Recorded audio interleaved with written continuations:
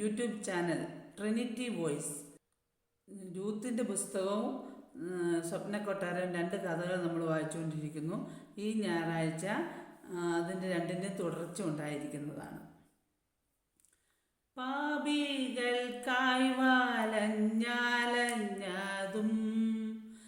ആടുകൾക്കായി ജീവൻ വേടിഞ്ഞതും പാടുകൾ പെട്ടതും ആർനായക നീയല്ല ആരുമില്ല. യേശുനാഥ ഞങ്ങൾക്കു നീയല്ല ആരുമില്ല. യേശുനാഥ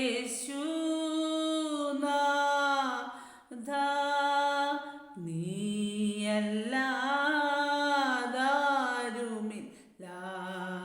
സ്നേഹത്തിനിടയനാമേശുവേ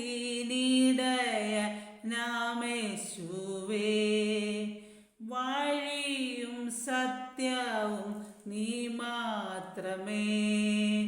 നിത്യമാം ജീവനും ദൈവപുത്ര നീയല്ലാതാരുമില്ല.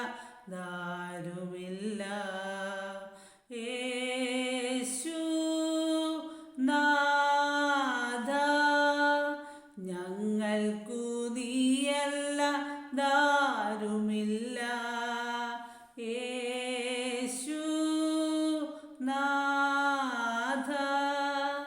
നീയല്ലാതാരുമില്ല.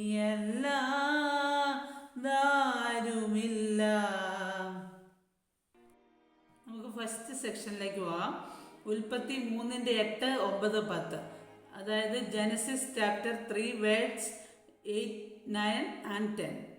വെയിലാറിയപ്പോൾ യഹോവയായ ദൈവം തോട്ടത്തിൽ നടക്കുന്ന ഒച്ച അവർ കേട്ടു. മനുഷ്യനും ഭാര്യയും യഹോവയായ ദൈവം തങ്ങളെ കാണാതിരിപ്പാൻ തോട്ടത്തിലെ വൃക്ഷങ്ങളുടെ ഇടയിൽ ഒളിച്ചു. And they heard the voice of the Lord God walking in the garden in the cool of the day. And Adam and his wife hid themselves from the presence of the Lord God amongst the trees of the garden. യഹോവയായ ദൈവം മനുഷ്യനെ വിളിച്ചു, നീ എവിടെ എന്ന് ചോദിച്ചു.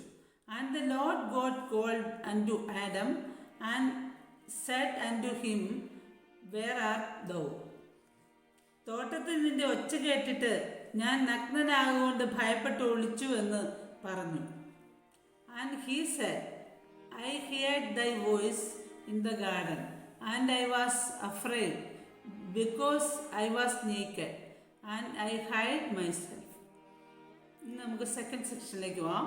Rick വാറിൻ്റെ ബുക്കായ പർപ്പസ് ഡ്രിവൺ ലൈഫ് എന്ന ബുക്കിലേക്ക്. What drive your life? I observed that the basic motive for success is the driving force of envy and jealousy. Ecclesiastes chapter 4 verse 4. The man without a purpose is like a ship without a rudder, a wife, a nothing, a no man. Thomas Carlyle. Anyone's life is driven by something. Most dictionaries define the verb drive as to guide, to control, or to direct. Whether you are driving a car, a nail, or a golf ball, you are guiding, controlling, and directing it at that moment. What is the driving force in your life?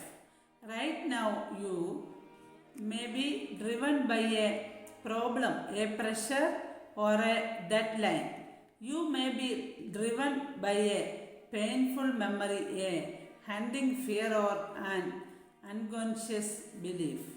There are hundreds of circumstances, value, and emotions that can drive your life. Here are 5 of the most common ones. നമുക്ക് third സെക്ഷനിലേക്ക് പോവാം.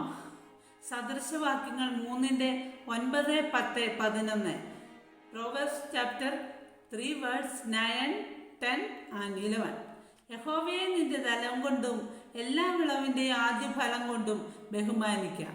Owner the load വിത്ത് ദൈ substance and with the first fruits of all thine increase.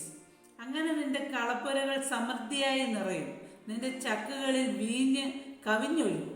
So shall their barns be filled with plenty, and their presses shall burst out with new wine.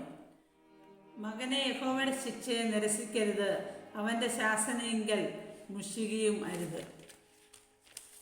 My son, despise not the chastening of the Lord, neither beware his correction.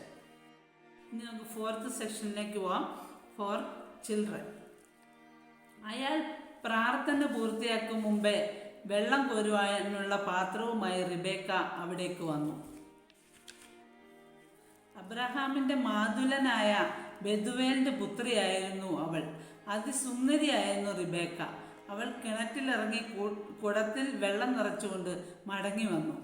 അബ്രഹാമിൻ്റെ ദാസൻ അപ്പോൾ അവളുടെ അടുത്തേക്ക് ഓടിച്ചെന്ന്, എനിക്ക് കുടിക്കാൻ അല്പം വെള്ളം തരുമോ എന്ന് ചോദിച്ചു. അങ്ങ് കുടിച്ചാലും എന്ന് പറഞ്ഞ് അവൾ വെള്ളം ഒഴിച്ചു കൊടുത്തു. അയാൾ കുടിച്ചു കഴിഞ്ഞപ്പോൾ, അങ്ങയുടെ ഒട്ടകങ്ങൾക്ക് മതിയായ ജലം ഞാൻ കോരിത്തരാം എന്നവൾ പറഞ്ഞു.